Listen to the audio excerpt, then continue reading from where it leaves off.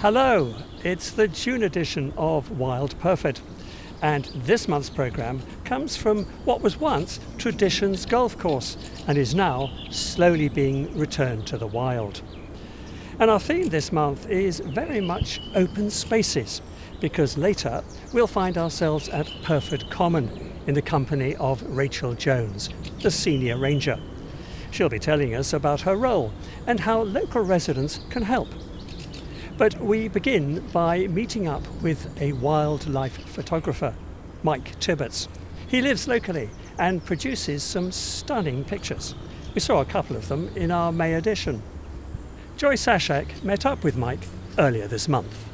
So Mike, I met you about a year ago and I discovered how interested you were in wild birds and wildlife, and you've been taking photographs. Tell me what you've seen. Started off in the summer last year, but it was very bright, not a lot around during the high day, much better first thing in the morning or in the evening. So I've made it my task to go out early in the mornings where I can, generally walking around the site, and some key places where I stay quite often, just to capture what's there. So I've seen all sorts of things, the usual birds you expect to see here because of the ponds and the wild waterfowl and so on. Some birds of prey, so kestrels, buzzards, red kites, that sort of thing. We get some mammals, so we get foxes coming in quite regularly, seeing what they can find. Lots of deer, as you probably know, the roe deer, frequently around the site. Badgers are clearly evident around the site. I've captured them on my trail cams, but not actually captured them live yet, although I know you saw one briefly last year, wasn't it, in the autumn? So yeah, lots of activity now that spring has arrived. Lots of birds around mating and so on, particularly the pheasants. We've heard the male pheasant calling for a number of weeks now, clearly trying to attract a mate, and then recently, last week or so, he's actually managed to actually do that. We've seen him and the hen pheasant there, nicely feeding in the mornings there. Still, while he's continuing to crow, of course, because he's still trying to attract other females, which is a bit naughty of him, perhaps. But there you go, no such thing as monogamy in the pheasant world. And then other things like the foxes. There are 3 females around. Clearly, have got cubs. You can see because of the teats and so on. They're coming regularly now to feed, which is nice to see. The older one that we've seen is not looking so good at the moment, unfortunately. So yeah, there's lots of that sort of thing going on. Lots of birds flying around, clearly in a mating mood, as you'd expect. So yes, very much looking forward to seeing what happens the next few months when the youngsters arrive and so on. So Mike, you're a wildlife photographer. How long does it actually take to get that one perfect photograph? I'm not sure I've ever got the perfect picture, but to get a really nice picture takes quite a bit of effort, and I'll give you a good example of that actually. So what I wanted to capture was the pheasant doing his thing, the male pheasant, and so I've set up a little feeding station, put some peanuts and things down for him. In he comes each morning. All I wanted was a nice sunny morning like today. I wanted him up on top of the logs, I wanted him doing his thing but facing me as he did it, and I wanted him perfectly face on as he did it. And today I got it, but it's taken me months to get that, and literally I'm down here most days, as you know, so just waiting for that moment and hoping he's going to get onto the logs, hoping he's going to do his thing and facing me at the same time. It's quite a task, but it's eventually come good, and all these things you have to set up the feeding area, if you like, to try and capture them, and hope they'll come to the right place at the right time with the right weather conditions and so on, but it's all part of the challenge. Joy Sashak was talking to Mike Tibbetts about his passion for wildlife photography. And you're watching the June edition of Wild Pyrford, the series of videos that highlight the various conservation and green issues in our village of Pyrford. Visit our website www.wildpyrford.com to catch up on any programmes you may have missed. Now, Pyrford Common, which is just down the road from here, is known to all of us who like to take a stroll in the fresh air and enjoy the beautiful surroundings. But the surroundings don't just happen. It takes the care and attention of the Horsell Common Preservation Society, whose remit includes our common here in Pyrford, which is where Anne Pace went to meet the senior ranger Rachel Jones to learn a bit more. It's wonderful to be here at Pyrford Common this morning, which is part of my role, is to come out and walk the paths, check the trees, pick up some litter. Sometimes, often I have locals will email me about some fly tipping, something that needs some attention quite quickly. So very much the same over the whole of the common and Horsell Common as well. So it really does depend on the time of the year and the seasons too.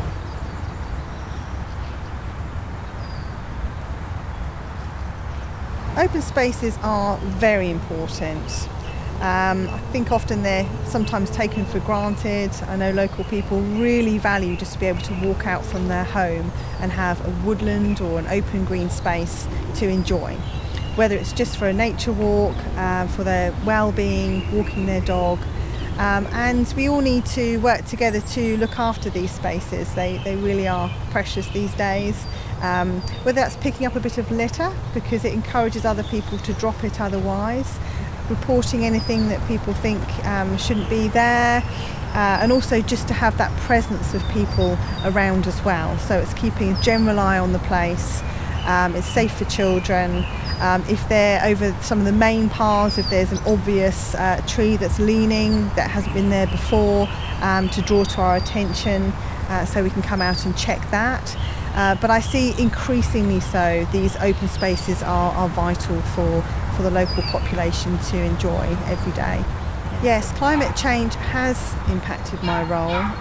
From what I can tell over the last few years especially, the longer, hotter, drier spells of hot weather that we're having through the summer, but also starting this early. We've missed the April showers, it seems, and it does impact the wildlife. There's less availability of plant sources of nectar for the invertebrates, which has a knock-on effect of the wider food chains.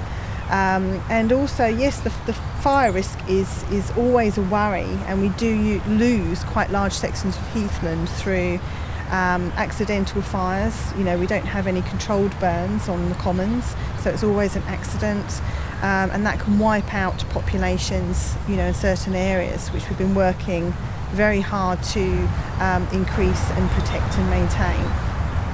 But when I come to do an inspection, I look around generally at the trees along the main path, especially if it's been windy, also just the general wildlife in the area, chat to the locals. We look also for commercial dog walkers that might be using the area, as they do require a licence to do so. I noticed obviously there's a few bird boxes. There are people caring and wanting to know what wildlife is on Pyrford Common. It would be great to have some reports from families, maybe get children involved, noting down what bird species they see, for example, looking on the ground. And just really having a look to see that if there's any fly tipping or litter or anything that might affect people's well-being here and their enjoyment of the area. And just to be in nature, especially local open spaces, I think, a high priority to the local residents, whether it's elderly people taking a gentle walk or whether it's families with children, to keep these places protected and well looked after is, of vital importance, I think, for people to be able to come out here when they choose, especially through lockdown. I know it's been a very welcome area. Anne Pace was talking to Rachel Jones, the Senior Ranger at Pyrford Common. And you can contact Rachel by email if you have any special news or views about our local open spaces. She'd love to hear from you. The email is on the screen now. Well, that's it for this month's programme. Thanks to all our contributors, and thanks to you for following us. We'll be back in July with more news of what makes Pyrford green. So I hope you can join us then. Remember to visit our website and dip into our blog for news about conservation and how we at Pyrford try to do our part. www.wildpyrford.com. So, from all the team here at Wild Pyrford, goodbye.